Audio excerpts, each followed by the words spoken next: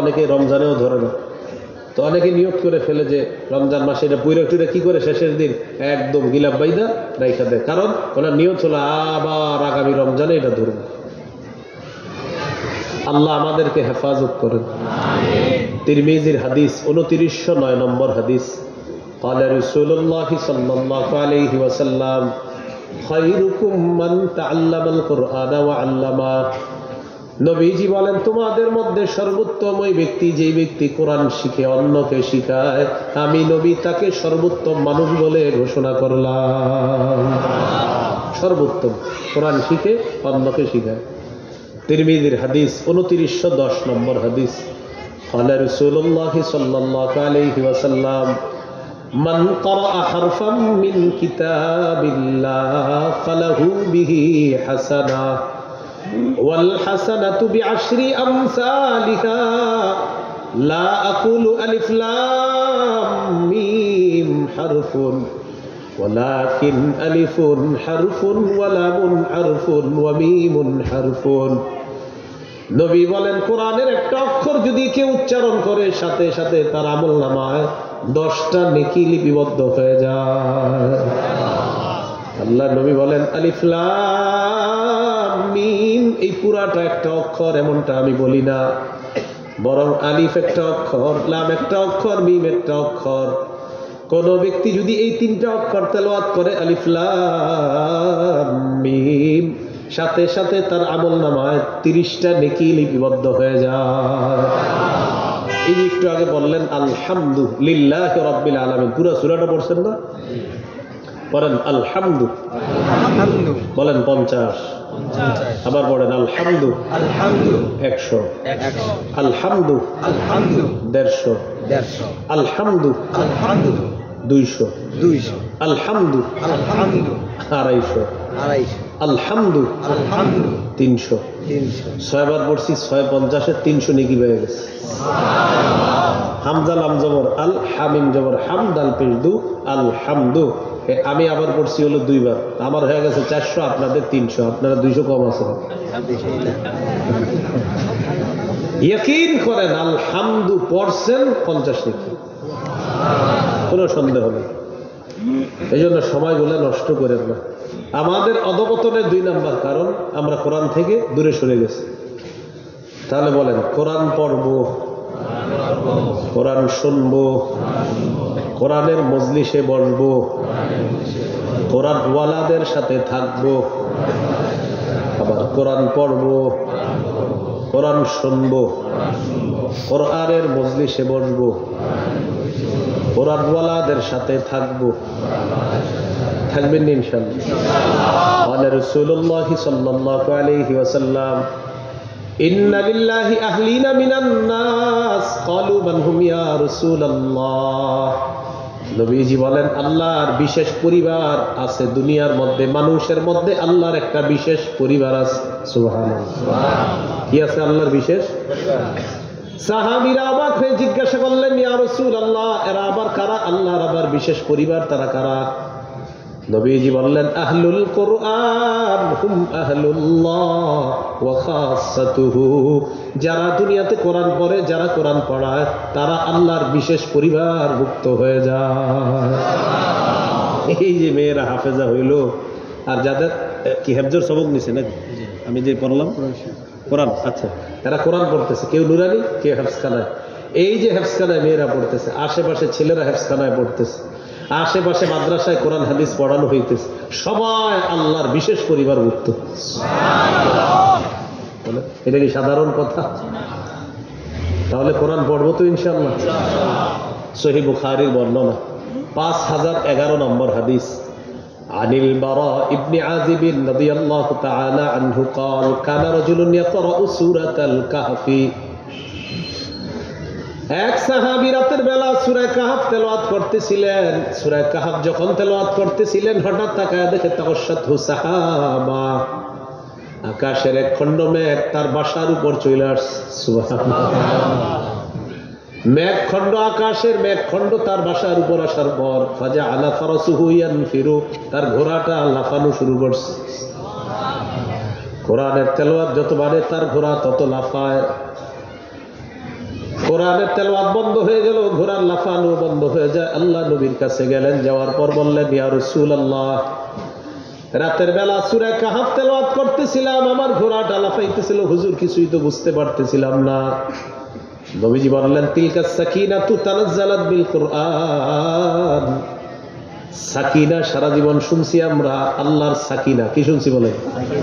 সাকিনা বলেন, প্রশান্তি। নবীজি বলেন, আল্লাহর প্রশান্তি, আল্লাহর সাকিনা, এটা শুনছো। কোরআন পড়লে আল্লাহর সাকিনা নাজিল হয়, শুনছো।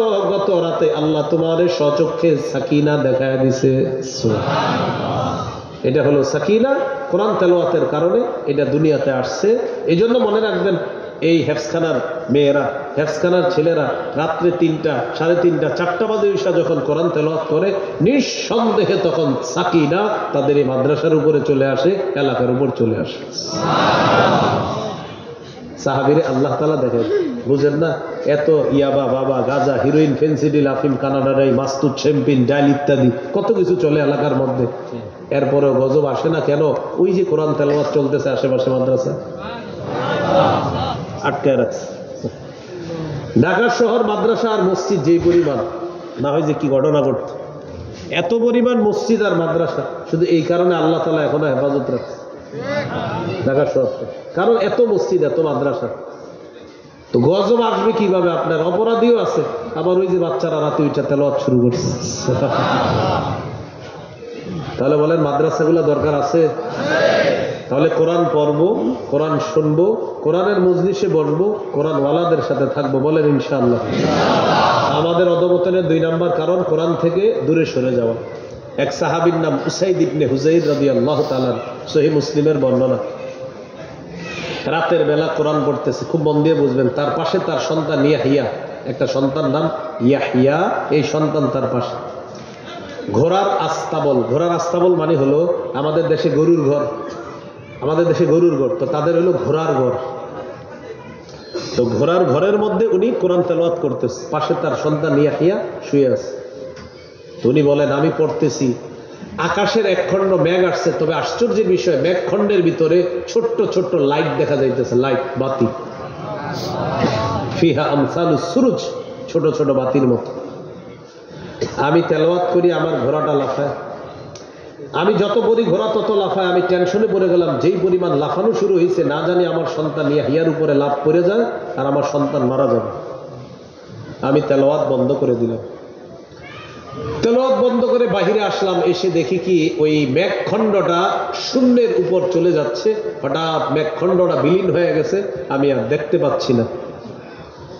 সকালবেলা নবীর কাছে আসছে, হুজুর রাতে একটা ঘটনা ঘটছে, এটা শোনাইতে আসছে আপনার। বলো কি করছে?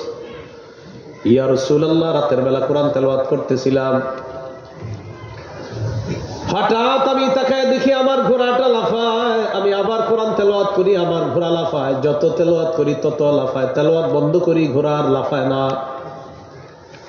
হুজুর তাকায় দেখি একটা মেঘখণ্ডের মতো, ফিহা আমসালুস সুরুজ, এটার মধ্যে ছোট ছোট বাতি দেখা যায়। নবীজি বললেন, ইকরা ইবনে হুযাইর, ও উসাইদ ইবনে হুযাইর, তুমি আরো কোরআন তেলাওয়াত করতা যদি। সাহাবী জবাব দিলেন, হুজুর আরো তেলাওয়াত করলাম, ঘোড়া আরো লাফায়, মেঘখণ্ড আরো নিচে আস। নবীজি বললেন, ও উসাইদ ইবনে হুযাইর, তুমি যদি আরো তেলাওয়াত করতা। সাহাবী জবাব দিলেন, হুজুর আরো তেলাওয়াত করছি। ঘোড়া আরো লাফায়, নবীজি বললেন, আরো যদি তেলাওয়াত করতা। সাহাবী বলেন, হুজুর আরো তেলাওয়াত করছি। কিন্তু ঘোড়া আরো লাফায়, নবীজি বলেন, আরো যদি পড়তা। হুজুর আর পড়ি নেই। সাহাবী বলতেছে, কেন? খাশিতু আন তাতা ইয়াহইয়া, আমি ভয় পেয়ে গেলাম আমার সন্তান ইয়াহইয়ার উপর। ওই ঘোড়ার পা পড়ে যাবে, লাফাইতে লাফাইতে আমার সন্তানটা মারা যাবে, তাই পড়া থামিয়ে দিলাম। নবীজি আবার আক্ষেপ করে বললেন, ইকরা ইবনে হুযাইর, ও উসাইদ ইবনে হুযাইর, তুমি যদি আরো কোরআন তেলাওয়াত করতা। সুবহানাল্লাহ। নবীজি বললেন, জানোনি ওই যে মেঘখণ্ড দেখলা আর এটার মধ্যে বাতি দেখলা, কি দেখছো? তিলকাল মালাইকাতু তাসতামিউ লাক, এরা ছিল আল্লাহর ফেরেশতা, অসংখ্য গণিত ফেরেশতা, সরাসরি দুনিয়াতে আসছে তোমার কোরআন তেলাওয়াত শোনার জন্য। শীতকালে মাঝে মাঝে রাতে একটু কোরআন তেলাওয়াত করেন, বলেন ইনশাআল্লাহ। হঠাৎ আপনি রাত 4টা বাজে ঘুমাই গেছে, তাকায় দেখেন আশেপাশে সব অন্ধকার, সবাই ঘুমাইতেছে, আপনি উজু কইরা একটু বৈশা বৈশা কোরআন পড়বেন, হ্যাঁ, আল্লাহ খুশি হবে। অথবা নামাজে দাঁড়ায় পড়েন, এরপর কোরআনটা খুইলে একটু পড়বেন, আল্লাহ তাআলা খুশি হবে, ফেরেশতাদেরকে সাক্ষী রাখবে, দেখো দেখো বান্দা করে কি, দেখো সারা দুনিয়া ঘুমায়, ও আমারে নিয়ে ব্যস্ত। এরকম একটু আমল করা যায়, আল্লাহ তৌফিক দান করেন। কোরআন শুনবো, বলেন কোরআন শুনবো। এই মাঝে মাঝে মাইকে কোরআন তেলাওয়াত করে বাচ্চারা, করে না? করেনি? মাগরিবের পরে বাচ্চারা কোরআন তেলাওয়াত করে অনেক সময়। মাগরিবের পরে আজকে হয়তো বসছে একজন কোরআন তেলাওয়াত। বাচ্চা যখন কোরআন তেলাওয়াত করে তখন মাইকম্যানরা মাইক ঠিক করে যে এটা ঠিক আছে কিনা, তেলাওয়াত চলতেছে। আলোচক যিনি মঞ্চে আসে তারে বৈশা কর্তৃপক্ষ জিজ্ঞাসা, হুজুর চা খাবেন নাকি পানি খাবেন না বিস্কুট খাবেন, জিজ্ঞাসা করতেছে চলতেছে কি, বলেন তেলাওয়াত চলতেছে কি? আচ্ছা, ভিতরে মানে যেখানে মেহমানদারি চলতেছে ওখানেও চা পান টান ইত্যাদি ধুমসে চলতেছে, আর মাহফিলে চলতেছে কি? তো চা পান করতেছে যারা, তারা বলতেছে তাড়াতাড়ি শেষ কর, তাড়াতাড়ি শেষ কর, তেলাওয়াতের শেষে হুজুর উঠবে। মানে তেলাওয়াতটা হইলো একটা ফাও জিনিস, এটা শেষ হবে, এরপর আমাকে মূল কাজ। আল্লাহ যে আমাদের উপর গজব দেয় না, শুকরিয়া আদায় করে। মাগরিবের পরে বাচ্চা যখন কোরআন তেলাওয়াত করবে তখন মাহফিলের অন্য কোনো কাজ হবে না, তখন সবাই যে যেখানে থাকবেন সেখান থেকে কোরআন তেলাওয়াত শুনবেন। আশেপাশে হয়তো আরো মাহফিল হবে, আপনাদেরকে আমি হাতে পায়ে ধরে বলছি, কর্তৃপক্ষ আপনারাও যারা আরো দাওয়াতটা দিয়ে দিবেন। তেলাওয়াতের সময় চা পান বন্ধ, তেলাওয়াতের সময় বিস্কুট আপ্যায়ন বন্ধ, তেলাওয়াতের সময় মাদ্রাসায় যারা থাকবেন সবাই স্টপ, সবাই বলবেন ভাই সবাই চুপচাপ তেলাওয়াত শোনেন। এখানে যে ছেলেটা তেলাওয়াত করবে ওকে দাঁড়ায় দিবেন না, ওকে এখানে বসায় তেলাওয়াত দিবেন। কেন? আপনি ওকে সম্মান করছেন না, ও যে আল্লাহর কালাম তেলাওয়াত করবে, এই কোরআন তার সম্মান বাড়ায় দিয়েছে, এখানে বসাবেন তাকে, ও এখানে বসে তেলাওয়াত করবে। তাহলে একটা হাদিস শোনায় দিই, ইবনে মাজার বর্ণনা, 218 নম্বর হাদিস। ওমর ফারুক রাদিয়াল্লাহু তাআলা মক্কার গভর্নর বানাইছে একজনকে। উসফান নামক এলাকায় গভর্নরের সাথে সাক্ষাৎ। গভর্নরকে জিজ্ঞাসা করলেন, আচ্ছা মক্কার আশেপাশে যে গ্রামগুলো আছে এই গ্রামের প্রশাসক কাকে বানিয়েছে? তো গভর্নর জবাব দিলেন, ইবনে আবজা। ইবনে আবজা নামে একজনকে। বলেন তো কি নাম?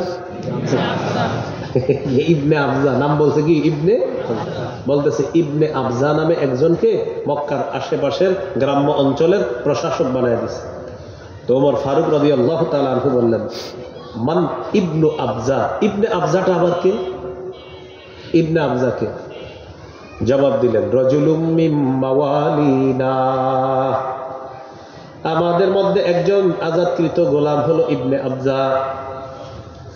ওমর ফারুক রাদিয়াল্লাহু তাআলা আনহু বললেন, ইস্তাখলাফতা মাওলান, একজন গোলামকে তোমরা প্রশাসক বানায়া দিলা, একটা গোলামকে তুমি প্রশাসক কিভাবে বানাইলা? গভর্নর জবাব দিলেন, আমিরুল মুমিনিন, যদিও লোকটা গোলাম ছিল এখন আর গোলাম না, এখন হলো আজাদকৃত গোলাম, তবে তার মধ্যে 3টা গুণ আছে। 1 নাম্বার, ইন্নাহু লাকারিউন লিকিতাবিল্লাহ, এই লোকটা যদিও গোলাম ছিল তবে লোকটা হলো আল্লাহর কোরআনের আলেম। 2 নাম্বার, আলিমুন বিল ফারাইজ, ফরজ বিদ্যা সম্পর্কে তার অনেক জ্ঞান আছে। 3 নাম্বার, কাজিন, বিচার ব্যবস্থা সে ভালো বুঝে। এই 3টা গুণ থাকার কারণে আমি তাকে এরকম প্রশাসকের মতো গুরুত্বপূর্ণ পদে বসায় দিছি।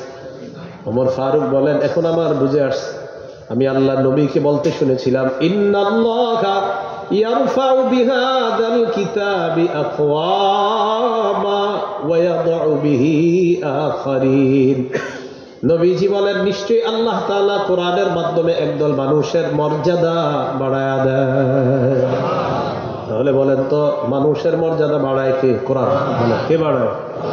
তাহলে যে ছেলেটা মাগরিবের পরে তেলাওয়াত করে, এই ছেলেটার মর্যাদা দিব আমরা, কারণ সে আল্লাহর কালাম তেলাওয়াত করে, তাই তাকে বসাতে হবে, বসা তেলাওয়াত দিতে হবে।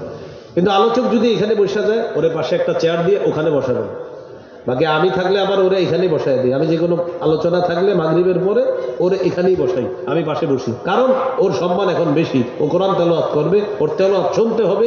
ওই টাইমে কোনো চা পান টান হুজুর আদা খাবেন কিনা এগুলা বলা সম্পূর্ণ নিষেধ। মনে থাকবেন ইনশাআল্লাহ? তাহলে মাহফিলে যখন তেলাওয়াত হয় আল্লাহর হস্তে কোনো কথা বলবেন না, চারোদিকে পুরো চুপচাপ পিনপতন নীরবতা, কারণ আল্লাহর কালাম তেলাওয়াত হচ্ছে। সহিহ বুখারীর বর্ণনা 5055 নম্বর হাদিস, আব্দুল্লাহ ইবনে মাসউদ রাদিয়াল্লাহু তাআলা আনহুর বর্ণনা থেকে বলেন, ক্বালা রাসূলুল্লাহ সাল্লাল্লাহু আলাইহি ওয়াসাল্লাম ইকরা আলাইয়া। আব্দুল্লাহ ইবনে মাসউদকে আল্লাহ নবী বলেন, ও আব্দুল্লাহ ইবনে মাসউদ তুমি আমাকে কোরআন পড়ে শোনাও। সুবহানাল্লাহ।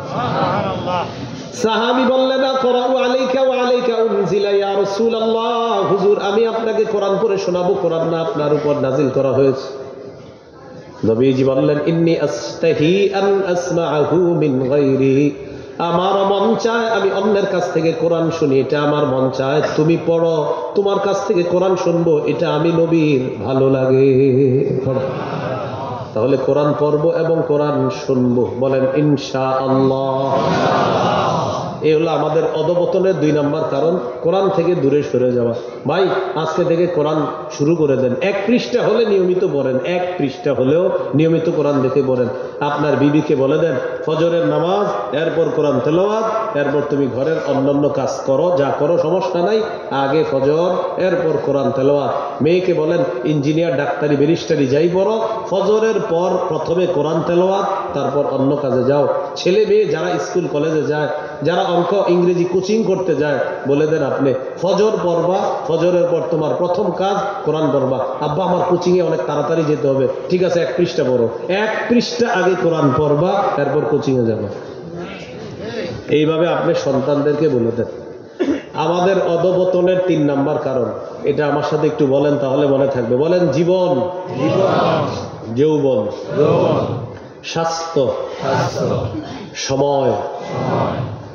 আবার জীবন, যৌবন, স্বাস্থ্য, সময়, সচ্ছলতা, এই 5টি মূল্যবান জিনিসকে অবমূল্যায়ন করা।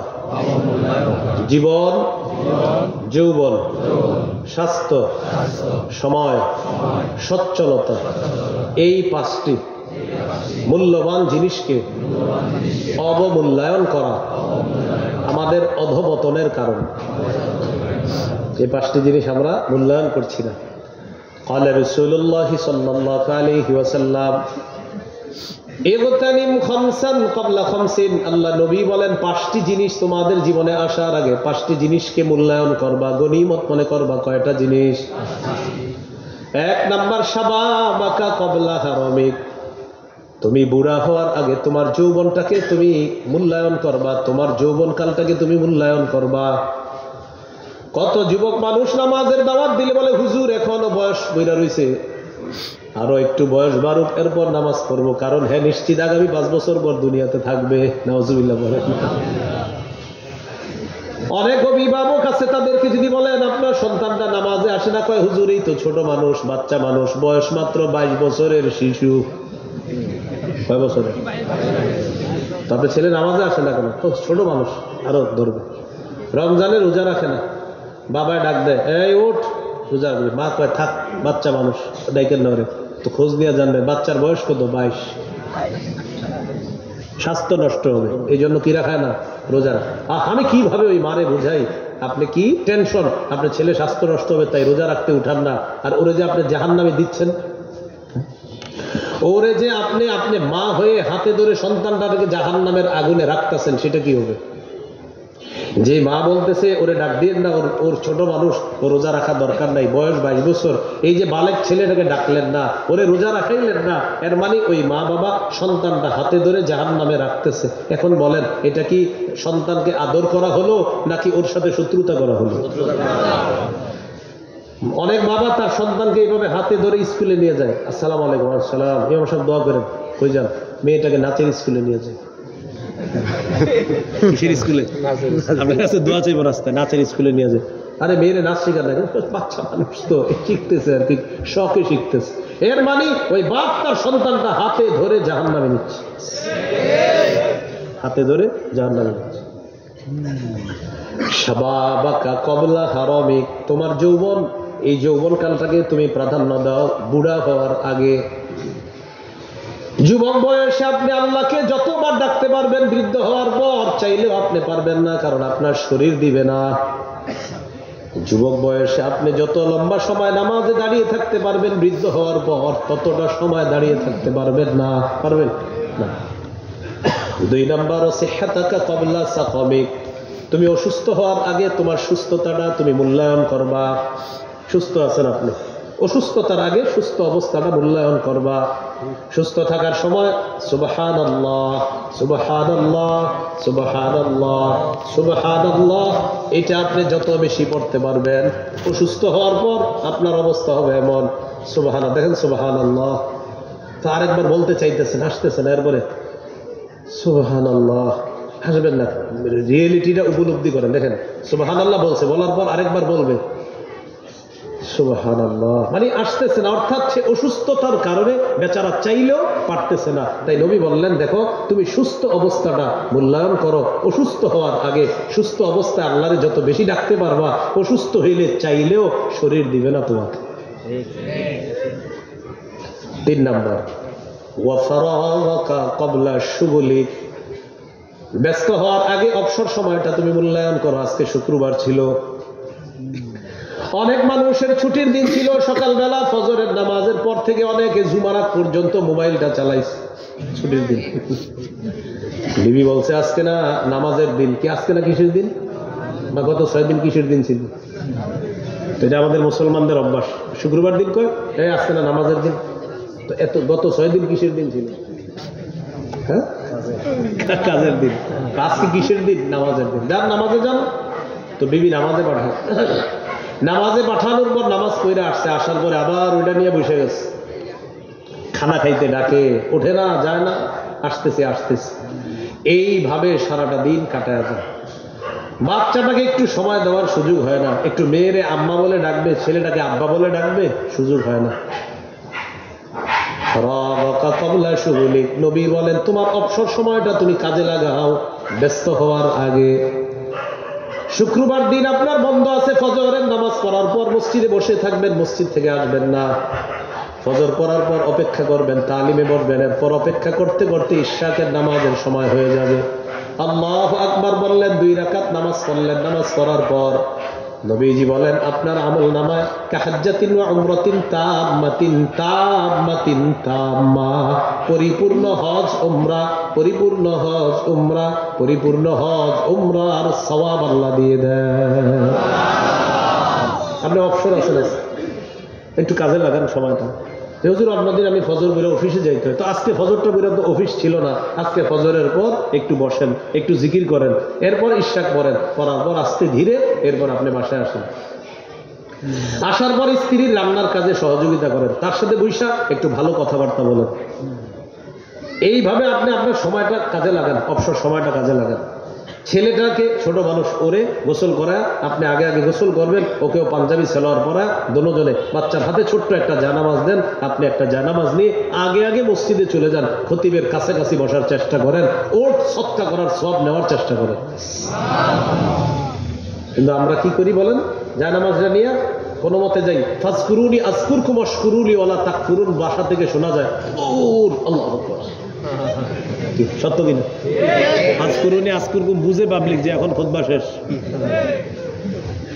এই জন্য আমি ফাজকুরুনি দিয়ে খুতবা শেষ করি না।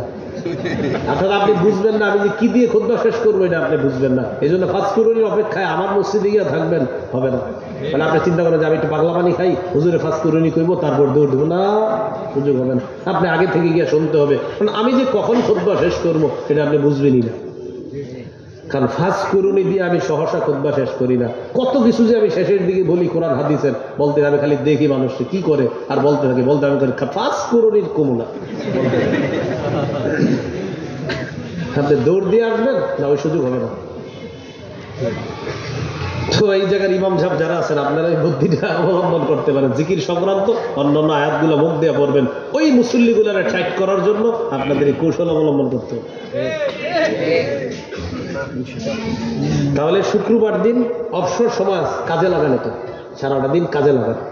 জুমার নামাজ আগে আগে সবার আগে নিয়ত করবেন যে আমি সবার আগে মসজিদে যাব, আমি সবার পর জুমার পরে মসজিদ থেকে আসবো। এটা করার পর আসলেন, আইসা পরিবারের সাথে একসাথে বসে খাবার খান। এই যে ছেলে মেয়ে স্ত্রী একসাথে বসে খাবার খাচ্ছেন, প্রতিটা মুহূর্তে সওয়াব লেখা হচ্ছে।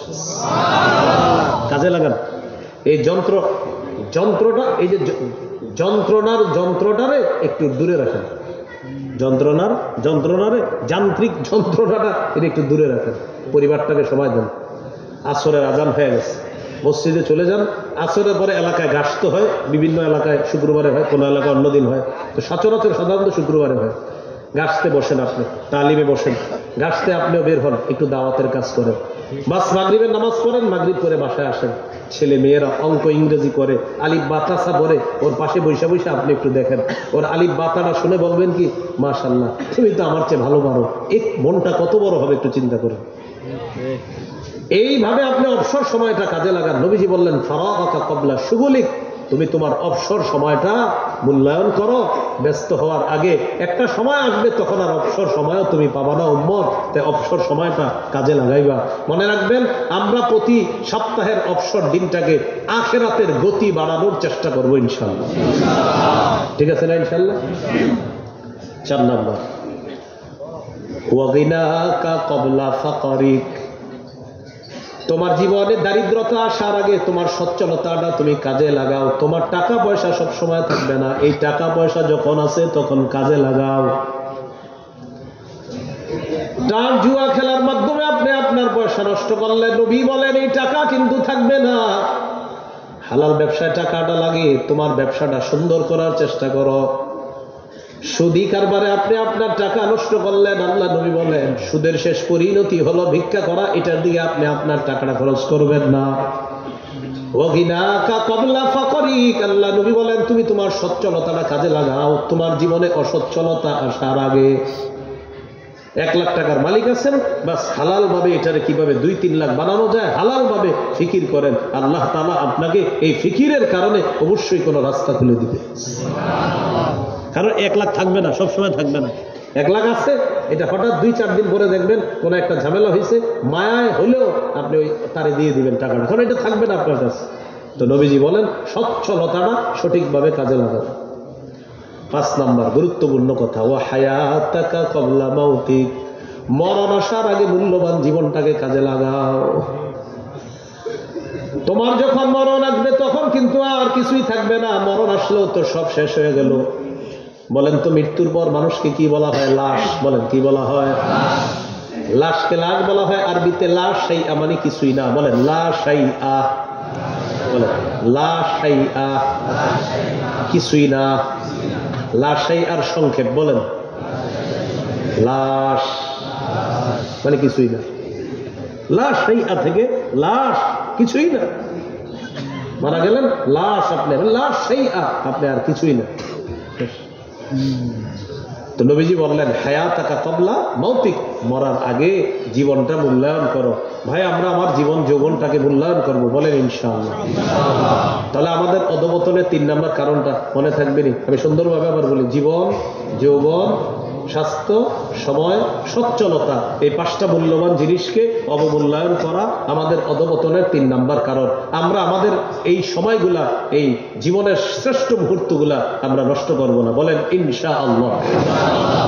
মা বোনরা যারা আছেন, রান্না যখন করবেন জবানে জিকির চালু রাখেন, লা ইলাহা ইল্লাল্লাহ, লা ইলাহা ইল্লাল্লাহ, লা ইলাহা ইল্লাল্লাহ। দেখেন মা বোনরা চুলায় রান্না করতেছে, ঠিক না?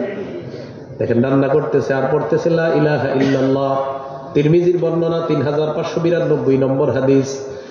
নবীজি বলেন মা ক্বালা আব্দুল কত্তু লা ইলাহা ইল্লাল্লাহ মুখলিসান ইল্লা ফুতিহাত লাহু আবওয়াবুস সামাই হাত্তা তুফজিয়া ইলাল আরশ। কোন বান্দা যখন একবার ইখলাসের সাথে পড়ে লা ইলাহা ইল্লাল্লাহ, আসমানের সবগুলা দরজা খুলে দেওয়া হয়, তার লা ইলাহা ইল্লাল্লাহ যেন আরশ পর্যন্ত পৌঁছে যায়। এবার একটু কল্পনা আনেন তো, আপনার বিবি করতেছে কি রান্না, আর আসমানের দরজা খুইলা তার লা ইলাহা যাচ্ছে আরশে, সুবহানাল্লাহ।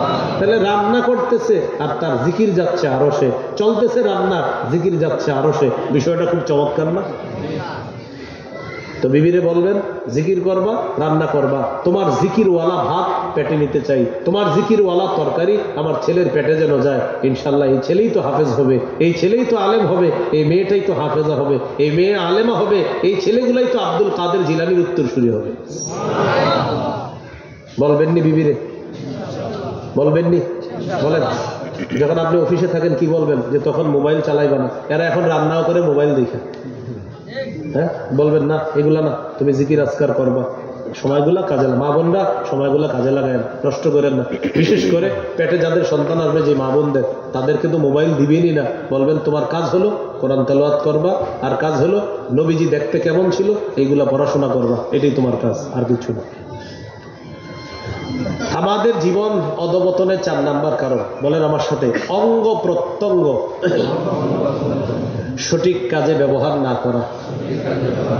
আর একটু সুন্দরভাবে বলেন, পঞ্চ ইন্দ্রিয় অপব্যবহার করা। আমাদের শরীরের অঙ্গগুলা সঠিক কাজে না লাগানো, এটা আমাদের অধপতনের 4 নাম্বার কারণ। সূরা ইয়াসিনের 65 নম্বর আয়াতে আল্লাহ বলেন, আল-ইয়াওমা নাখতিমু আলা আফওয়াহিহিম ওয়া তুকাল্লিমুনা আইদিহিম ওয়া তাশহাদু আরজুলুহুম বিমা কানু ইয়াকসিবুন। কিয়ামতের ময়দানে আমি আজ তাদের মুখে মোহর মেরে দিব, তাদের হাত আমার সাথে কথা বলবে, তাদের পা সাক্ষী দিবে, তারা যা যা করতো তাদের পা সাক্ষী দিবে। দেখেন তো চামড়া, চামড়ার দিকে সবাই একবার তাকান, বলেন চামড়া। এই চামড়াও সাক্ষী দিবে। চামড়া সাক্ষী দিবে, চামড়া, চামড়া, কি আজীব ব্যাপার। সূরা হামিম আস-সাজদা 20-21 নম্বর আয়াতে আল্লাহ তাআলা বলেন, হাত্তা ইযা মা জাউহা শাহিদা আলাইহিম সামউহুম ওয়া আবসারুহুম ওয়া জুলুদুহুম বিমা কানু ইয়ামালুন।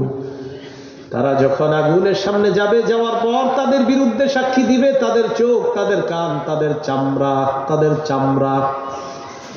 মানুষগুলা বলবে, ও চামড়া, লিমা শাহিদতুম আলাইনা, চামড়া তুইও আজকে আমার বিরুদ্ধে সাক্ষী দিলি। চামড়া জবাব দিবে, আনতাকানাল্লাহুল্লাযী আনতাকা কুল্লা শাই, যে আল্লাহ সবকিছুকে কথা বলাইতে পারে, ওই আল্লাহ আমি চামড়াকে কথা বলার ক্ষমতা দিয়ে দিছে। চামড়া কথা বলে, অঙ্গ প্রত্যঙ্গ সঠিক কাজে ব্যয় করতে হবে। সূরা বনী ইসরাঈলের 36 নম্বর আয়াত, ইন্নাস সামআ ওয়াল বাসারা ওয়াল ফুআদা কুল্লু উলাইকা কানা আনহু মাসউলা। চোখ, কান, অন্তর, এগুলাকে জিজ্ঞাসা করা হবে কে কোন কাজে ব্যয় করেছেন। আমি আপনাদের সামনে এখন বয়ান করলাম, আমি যদি 1 মিনিট বয়ান করতাম, সবাই এখানে আছেন, মনে করেন 500 লোক, এই 500 লোক 1 মিনিট করে হলে কয়শো মিনিট হয়? এই 500 মিনিটের হিসাব আল্লাহর কাছে আমার দিতে হবে। আমি যে মুখ দিয়ে বলছি এতক্ষণ কথা, তাহলে চিন্তা করেন, আমি যে আপনাদের সামনে 5 মিনিট যদি কথা বলি, এবার 500কে 5 দিয়ে ইয়ে করেন, তাহলে কয় মিনিট হয়?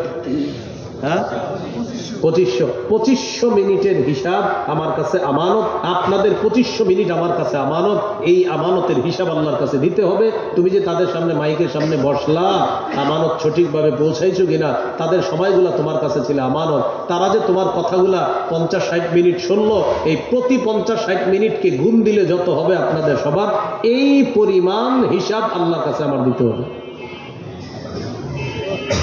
হিসাব দিতে হবে। তাহলে মাইকের সামনে বসে গান কোয়া, আপনাদেরকে হাসানো, রং তামাশা করা, এটার হিসাব দেওয়া লাগবে না? বলেন না কেন? আর আপনারাও যারা হাসেন, হিসাব দেওয়া লাগবে কিনা? হ্যাঁ লাগবে। আপনারা তো হাসেন, শুনে শুনে হাসেন না? বলেন না কেন? হ্যাঁ হাসেন তো। কিছু কিছু মাহফিলে আপনারা এই নিয়তে যান যে আজকে ওখানে যাব, যাওয়ার পর আধা ঘন্টা হাসবো আর এই করব, কিছুক্ষণ লাফাবো, শেষে একটা প্যাকেট নিয়ে চলে আসবো, এরকম মাহফিলেও তো যান। আল্লাহর কাছে হিসাব দিতে হবে। কান, চোখ, নাক কোথায় ব্যবহার করছেন এগুলার হিসাব দিতে হবে। অধপতনের এই 4টা কারণ বললাম। আল্লাহ তাআলা আমাদের সকলকে কথাগুলা যেন মনে রাখতে পারি, মাথায় রাখতে পারি, অধপতন থেকে আমরা নিজেরা বাঁচতে পারি। আল্লাহ তৌফিক দান করেন। আজকের আলোচনায় কোরআন সম্পর্কে এবং বিশেষ করে সময়ের মূল্য সম্পর্কে ইত্যাদি বিষয়ে আমার ওই যে সংকলনটা মিম্বরের আমানত, ওখান থেকে ওই দিন আপনারা নিয়েছিলেন, সময়ের অভাবে অনেকে নিতে পারেন নাই। আজকেও সময় পাবেন না বেশিক্ষণ। আমি গাড়িতে যাইতে যাইতে যতক্ষণ সময় পান, এই সময় পর্যন্ত কারো যদি প্রয়োজন হয় 1 থেকে 6 খণ্ড সংগ্রহ করতে পারেন। প্রথম খণ্ডটা এখানে পাবেন সময়ের মূল্য সহ, সন্তানের 64টা অধিকার পাবেন প্রথম খণ্ডে। আর দ্বিতীয় খণ্ডে শিরিক বেদাত কুফুর তাওহীদ, তৃতীয় খণ্ডে হালাল হারাম, চতুর্থ খণ্ডে স্বামী স্ত্রীর অধিকার, পঞ্চম খণ্ডে লা ইলাহা ইল্লাল্লাহ ব্যাখ্যা, ষষ্ঠ খণ্ডে নামাজ সম্পর্কে আলোচনা। তো কোরআন সম্পর্কে আজকের আলোচনা এটা আপনারা পাবেন সম্ভবত প্রথম খণ্ডেই পাবেন। কোরআন সম্পর্কে আলোচনাটা প্রথম খণ্ডে। যাদের প্রয়োজন হবে এখান থেকে আপনারা নিতে পারেন। সময় হলো আমি গাড়িতে যাওয়া পর্যন্ত, শর্ত হলো গাড়ির কাজ ভাঙবেন না। হ্যাঁ, ঠিক আছে না? ইনশাআল্লাহ আল্লাহ তৌফিক দান করেন। আমিন ওয়া আখিরু দাওয়ানা আলহামদুলিল্লাহি রাব্বিল আলামিন। আলহামদুলিল্লাহি রাব্বিল আলামিন ওয়াল আকিবাতু লিল মুত্তাকিন ওয়াস সালাতু ওয়াস সালামু আলা রাসূলিল্লাহ।